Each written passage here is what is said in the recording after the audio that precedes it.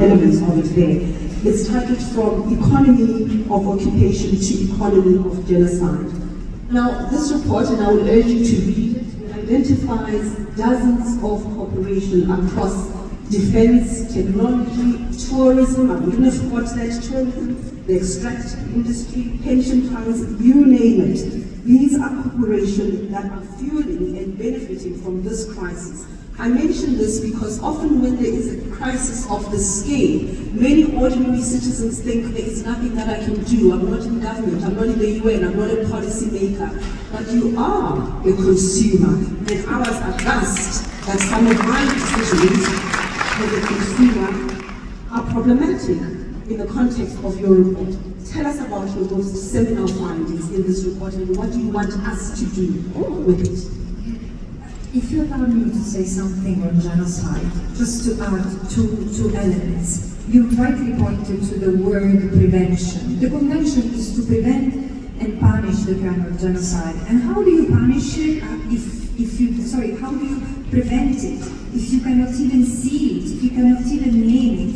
And the obligation of states clearly were triggered by the ICJ sets of provisional measures that were issued upon request of South Africa. Because look, if had the Court of Justice found no merit, no veridicity in what South Africa had submitted, they would have dismissed the case. Instead, for a ordered provisional measures that, had they been observed and respected, probably the genocide would have stopped. And indeed, 18 months later, the genocide is ongoing. But there is another element.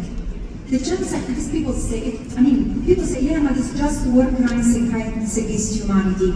Excuse me? I mean, it's very serious. If you recognize that there are war crimes and crimes against humanity ongoing, why are member states not stopping it? Why are they still trading with Israel? Why are they still providing weapons or buying weapons that are investable in Palestine? And here is the answer. Here is the answer to the question regarding my other report, the one that I submitted in July, that is to be read in conjunction with the last report which talks about the complicity of states, because states continue to trade weapons, continue to buy surveillance tools that once again have been experimented, tested on the body and soul of the Palestinian people. But the genocide targets a group as such, and it's in this as such that we cannot miss what Israel is doing to the Palestinians, because they can keep on stopping bombing the land. But this idea of destroying the people as such is continued to intend to ethnically cleanse the land that has been enunciated, invoked, celebrated throughout two years of genocide. And you know, it's not just because of ideology, it's not just because of the rage of Israel that this genocide has not been stopped. It's because the genocide has proven profitable for far too many.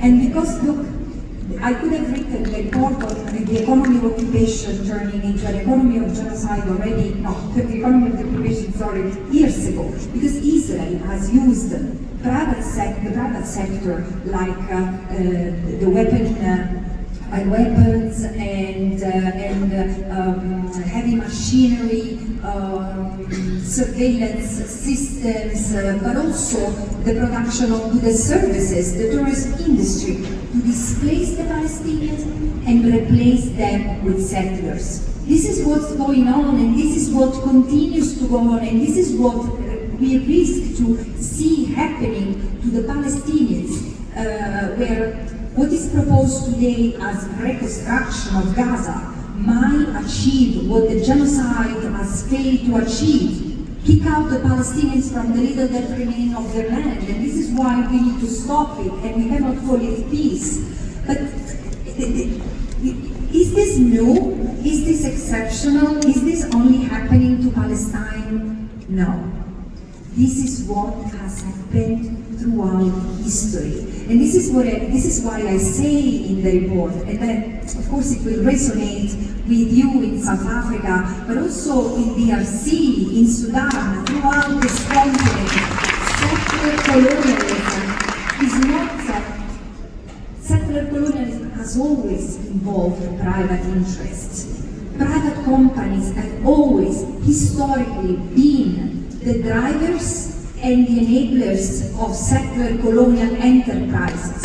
And while colonial powers might have left, they don't have any longer boots on the ground here.